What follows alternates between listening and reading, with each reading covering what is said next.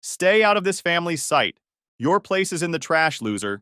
My sister's husband sneered at her $34,700 wedding, funded entirely by me.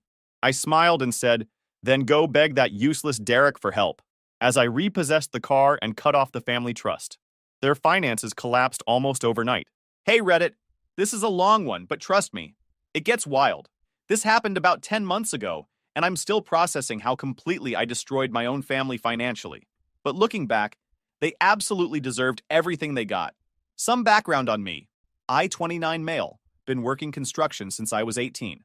Started as a general laborer making minimum wage, worked my way up, got my contractor's license, and now I run my own crew doing commercial renovations. Last year I cleared about $165,000, which isn't bad for a guy who never went to college. I live alone in a house I bought and renovated myself. Nothing fancy, but it's mine and completely paid off. My sister Jessica is 26 and has been a professional user her entire adult life. She's attractive, I'll give her that, but has the work ethic of a spoiled house cat and thinks the world owes her everything because she knows how to do her makeup and take selfies. She's bounced between retail jobs, waitressing, and trying to become an influencer, where she posts pictures, hoping some rich guy will notice her. Our parents divorced when I was 15, and Jessica was 12. Dad remarried and basically started a new family.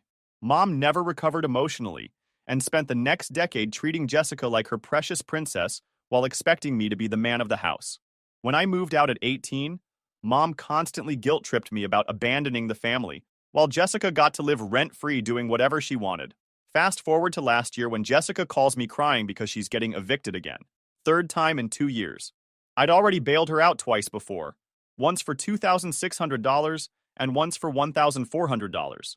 This time she needed $3,100 for back rent plus deposits for a new place. Please, Ryan, I've learned my lesson this time.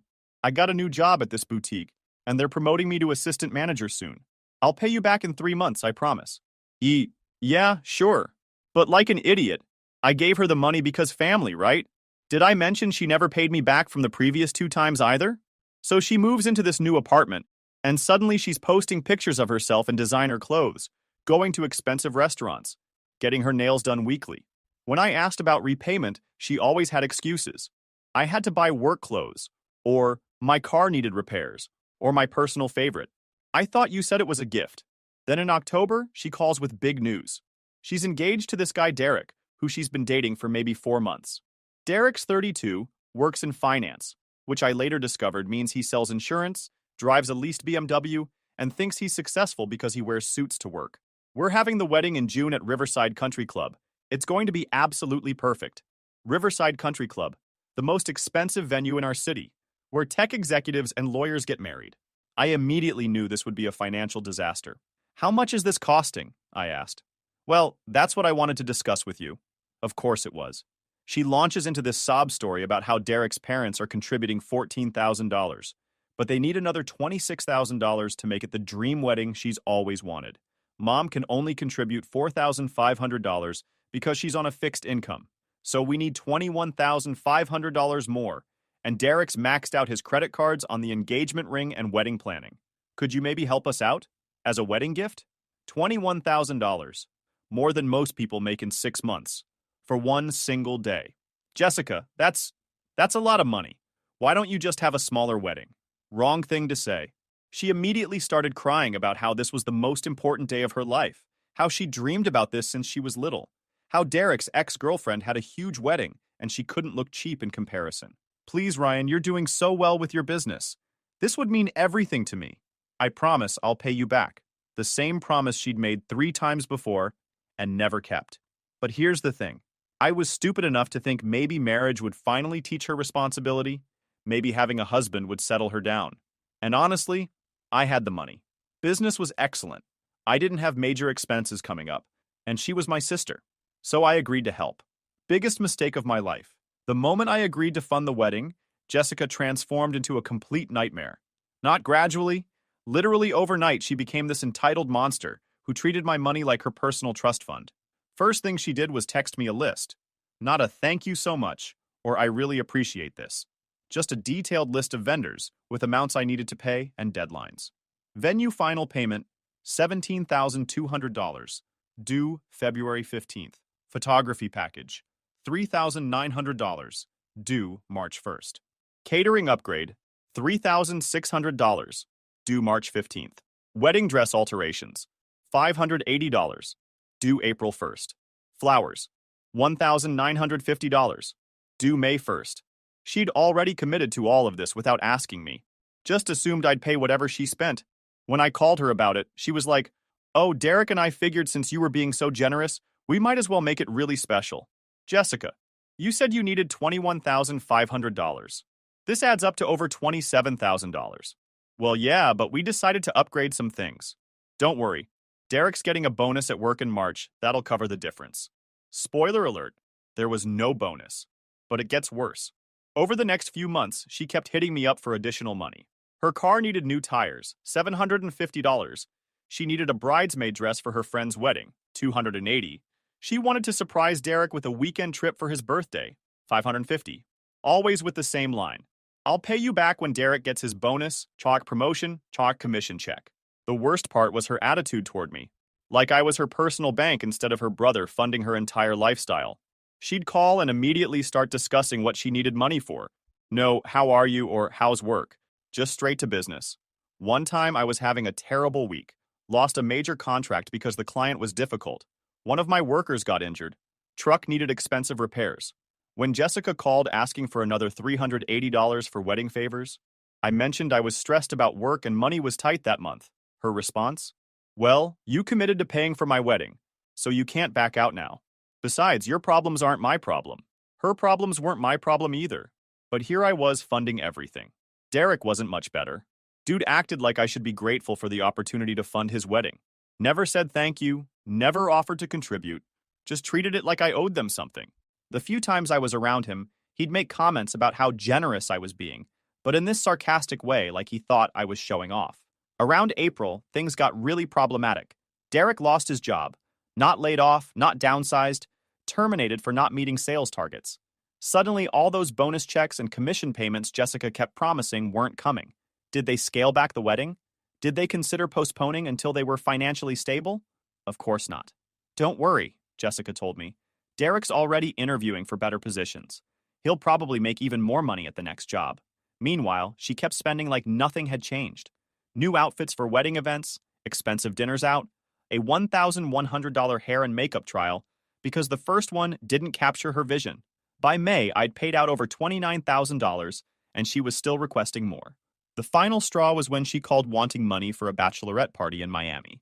"It's only going to be like $2,300 for my share. Brittany's planning everything, and she booked this amazing house with a pool, and we're going to get bottle service at the clubs." Jessica, Derek doesn't even have a job right now. Don't you think a $2,300 party is excessive?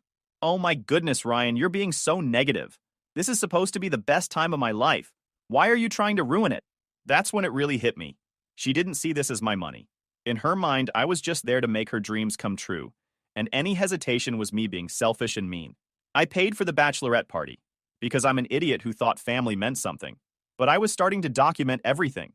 Every receipt, every bank transfer, every text message where she promised repayment.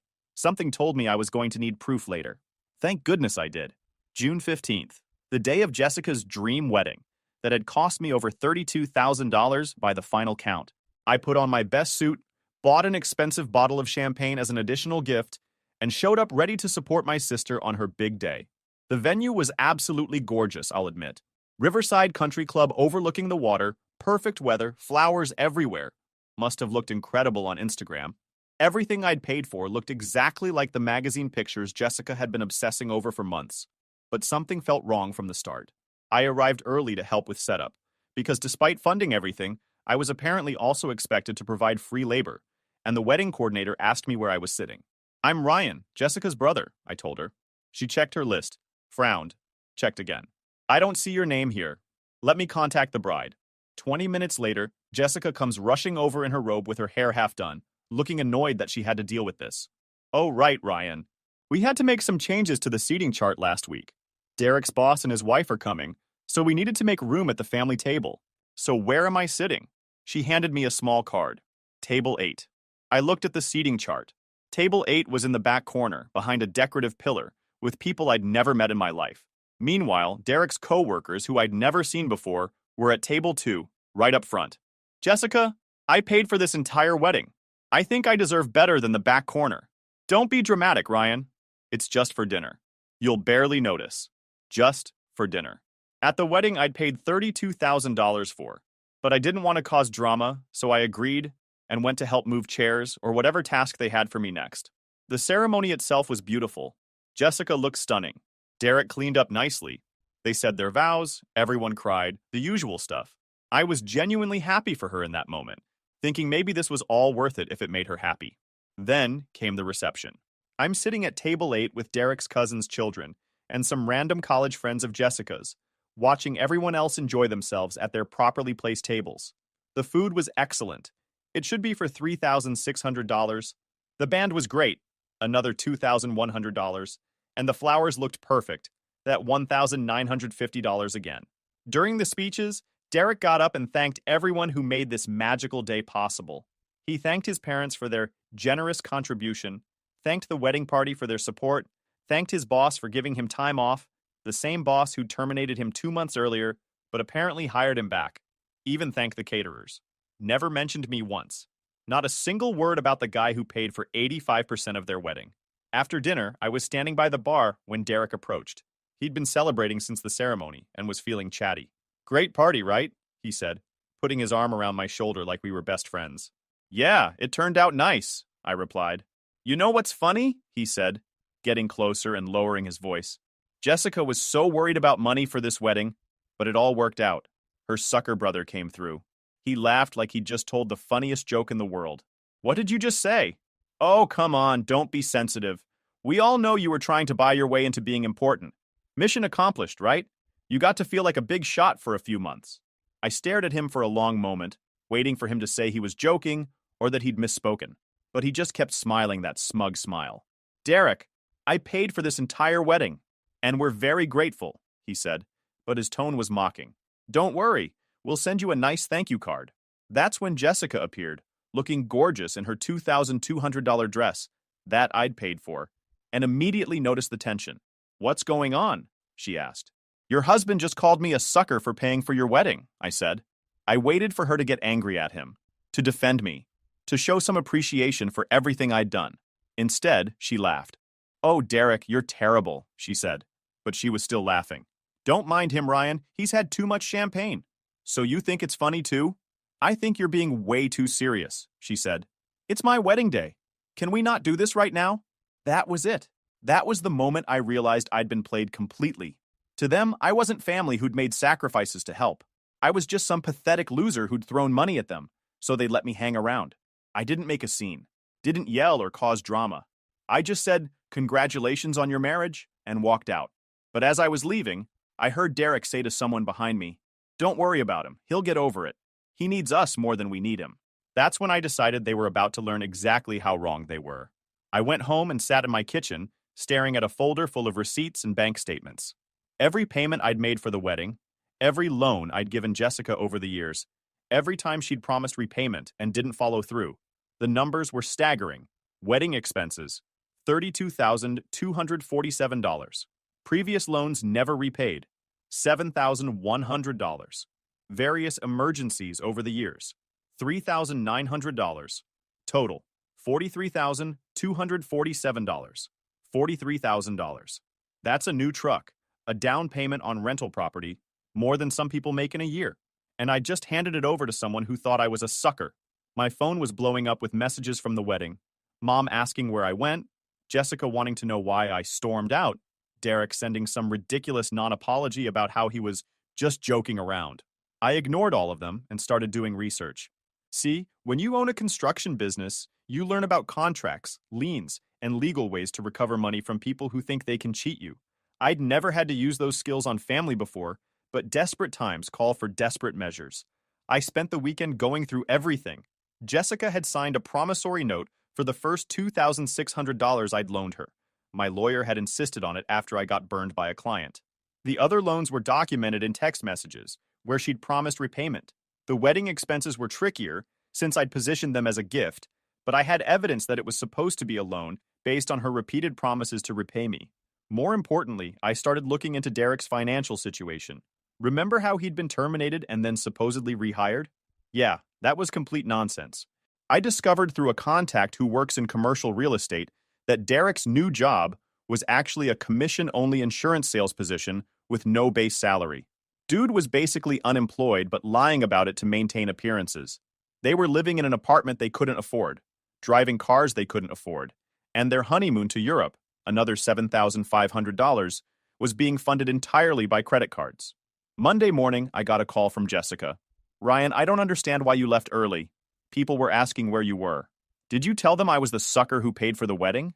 Oh my goodness, Derek had too much to drink. He didn't mean anything by it. What about you laughing about it? Silence for a moment. Then, I think you're being really unfair.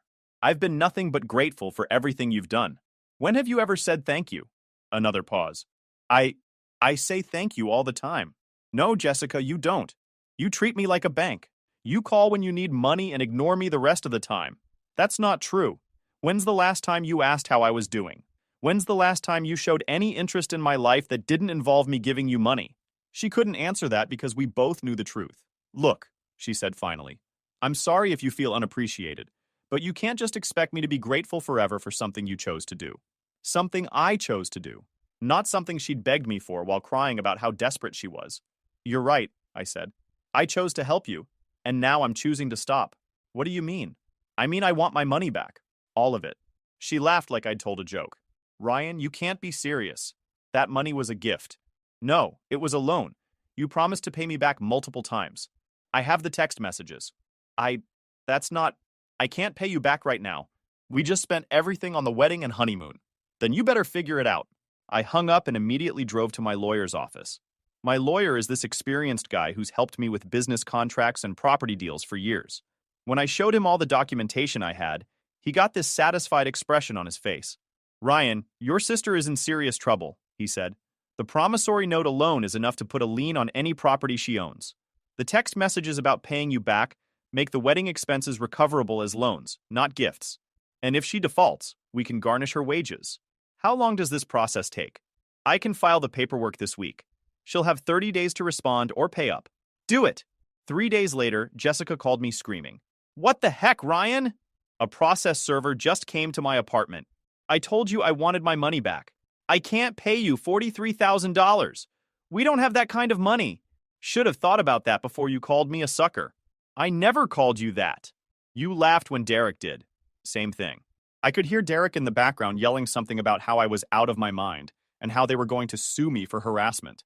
Good luck with that, I said. Your husband doesn't even have a real job. That's when Jessica really lost it. Started screaming about how I was destroying her marriage, how I was a bitter loser who couldn't stand to see her happy, how she was going to tell everyone what a psycho I was. Tell whoever you want, I said. Just make sure you also tell them how much money you owe me. I hung up and blocked her number. The next few weeks were chaos. Mom called crying about how I was tearing the family apart over money. I reminded her that Jessica had been taking money from me for years and never paying it back. But apparently that didn't matter, because family helps family. Then where was the family when I was working 70-hour weeks to build my business? I asked. Where was the family when I needed help? That's different, Mom said. You're successful now. I'm successful because I worked for it, not because someone handed it to me. She hung up on me. Jessica tried reaching out through mutual friends, painting me as this obsessive, greedy person who was demanding money back from a wedding gift. But I'd anticipated this and had already shown the promissory notes and text messages to a few key people. Hard to play victim when there's written proof that you borrowed money and never paid it back. The real fun started when Derek's parents discovered their son had been lying about his job. Turns out they'd been bragging to their friends about their successful new son-in-law and his finance career. When word got around that he was actually unemployed and getting sued for $43,000, they were mortified. Jessica called me from her mother-in-law's phone, since I'd blocked her, begging me to work something out. We can pay you back in installments, she said. Like $500 a month. $500 a month for 86 months? That's over 7 years, Jessica. We'll pay interest. I don't want installments. I want my money back now. We don't have it. Then sell something. Downsize. Get real jobs. Figure it out. The court date was set for 6 weeks after I filed. During that time, Jessica and Derek tried everything to avoid paying. They claimed the wedding expenses were gifts. Text messages proved otherwise. They said I was lying about the amounts. Bank records proved otherwise. They even tried to argue that I could afford to lose the money, so it didn't matter, which isn't how loans work.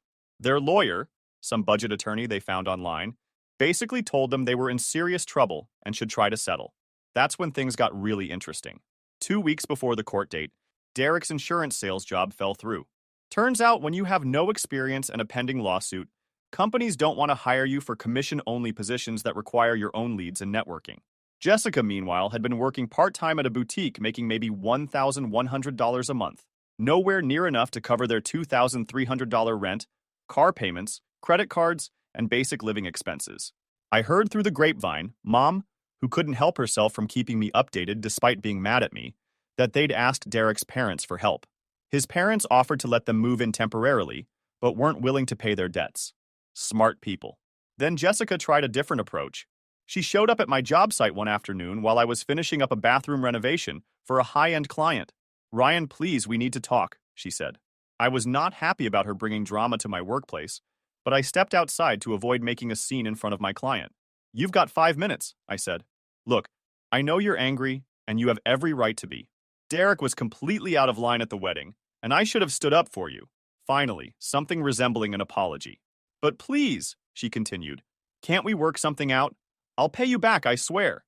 It might take a while, but I'll get a better job. Derek's looking for work. We'll make it happen. You've made that promise before, Jessica. Multiple times. This is different. I understand now how much I've taken advantage of you. I was spoiled and selfish, and I'm sorry." She was crying real tears, looking genuinely remorseful. For a moment, I almost felt bad for her. "If I drop the lawsuit," I said, "what guarantee do I have that you'll actually pay me back this time? I'll sign whatever you want.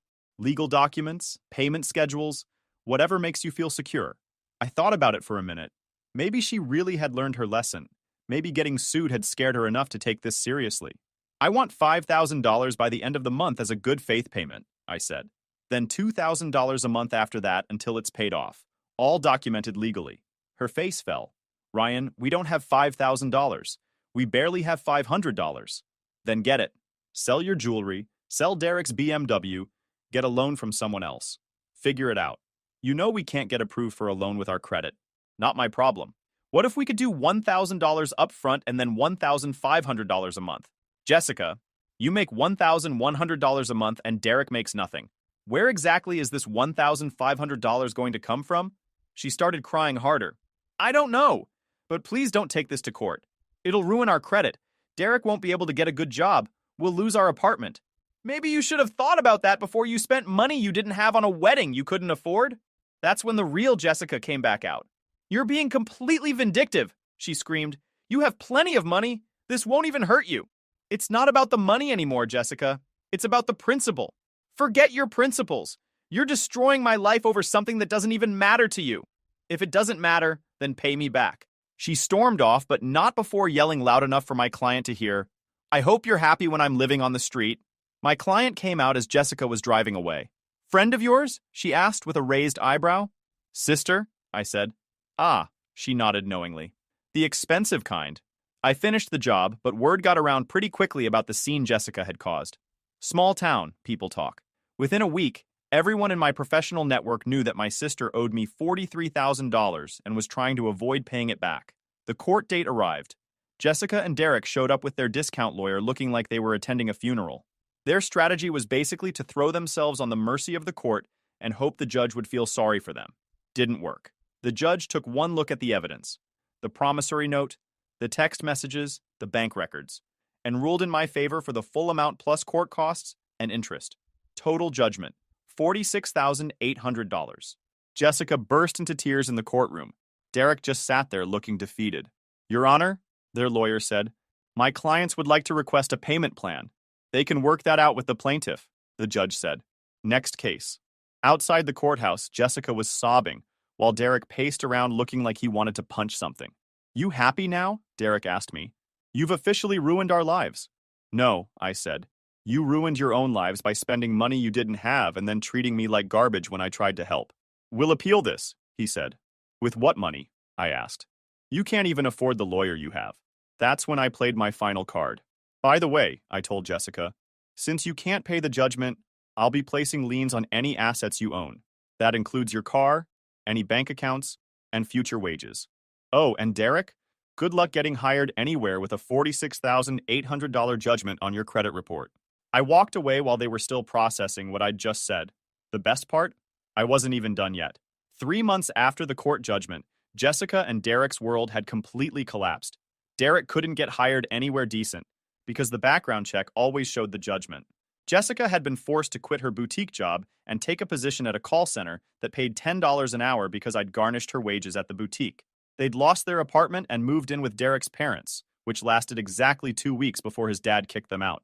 Apparently, Derek and his father got into a screaming match about financial responsibility and making better choices. Since then, they'd been staying in a studio apartment in the worst part of town, driving a beat-up Honda Civic they'd bought for $2,800 after I had Derek's BMW repossessed to satisfy part of the judgment. Mom had tried to guilt me into dropping the whole thing multiple times, but I stood firm. They made their choices, I kept telling her. Now they have to live with the consequences. The turning point came on a Tuesday in October. I was at home watching the game when someone started pounding on my door like the house was on fire. I looked through the peephole and saw Jessica standing there in clothes I recognized from high school, looking like she hadn't slept in days. I opened the door and she immediately collapsed into tears. "Ryan, please, I'm begging you. We'll lose everything if you don't help us." "What are you talking about?" "Derek's dad co-signed our apartment lease. If we get evicted, it'll destroy his credit too, and he's threatening to sue us for damages. We need $2,600 by Friday or we're out." I let her in because she looked genuinely desperate. Her hair was unwashed, she'd lost probably 20 pounds, and she had dark circles under her eyes like she'd been crying for weeks. "Jessica, you owe me almost $47,000. Why would I give you more money?" "Because I'm your sister," she wailed. "Because I'm sorry.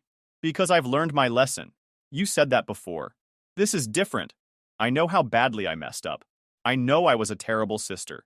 And I took advantage of you, and I treated you like garbage." She was sobbing so hard she could barely speak. "Please, Ryan. Derek and I are talking about divorce. We can't handle the stress anymore. We fight about money every single day. I've lost all my friends because I can't afford to go out. I'm working at a call center getting yelled at by strangers for $10 an hour. My life is completely ruined." For the first time since this whole thing started, I actually felt a little sorry for her. She looked broken in a way I'd never seen before. "Where's Derek?" I asked. He's at his friend's place. We had a fight yesterday and he said he couldn't deal with this anymore. He said marrying me was the biggest mistake of his life. That hit different. Whatever I thought about Derek, hearing that your husband regrets marrying you has got to hurt. What exactly are you asking me to do?" "Drop the judgment," she said immediately. "Please. I know I owe you the money, and I swear I'll pay you back somehow. But having that hanging over us is making it impossible to get jobs or rent apartments or do anything. Derek's talking about filing bankruptcy just to get out from under it. And why would I do that? Because..." She struggled for words. "Because I'm begging you. Because I'm admitting you were right about everything. Because I'm promising to be a better sister if you give me this chance." I sat there looking at her for a long moment. Part of me felt vindicated. She was finally admitting everything I'd said about her being selfish and entitled. But another part of me felt like maybe I'd made my point, and it was time to ease up. "Here's the deal," I said finally. "I'll drop the judgment, but you have to agree to some conditions." Her face lit up with hope. "Anything, whatever you want. First, you pay me back $500 a month starting immediately. Not $200. Not when you can afford it.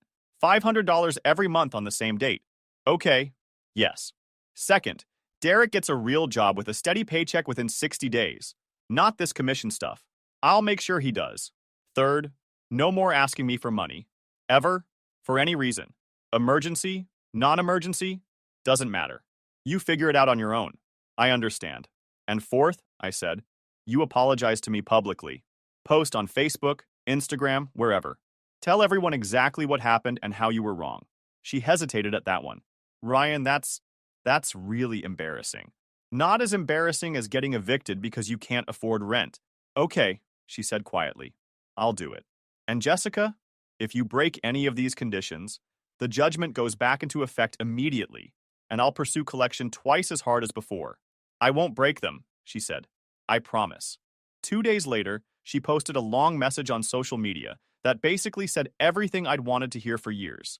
How she'd taken advantage of my generosity, how she'd been spoiled and entitled, how she was sorry for treating me badly and was committed to making things right. Derek found a job at a manufacturing plant working second shift for $15 an hour. Not glamorous, but steady income. Jessica picked up a second job waitressing on weekends. They've been paying me back for 6 months now. Haven't missed a payment yet. Derek's been polite the few times I've seen him, and Jessica actually asks about my life now instead of just talking about herself. Are we close like we used to be? Will I ever fully trust her again? Probably not, but she learned a very expensive lesson about biting the hand that feeds you, and I got my money back. Most importantly, I learned that sometimes you have to be willing to burn bridges to teach people respect. Family doesn't give you the right to treat people terribly, just because you know they love you.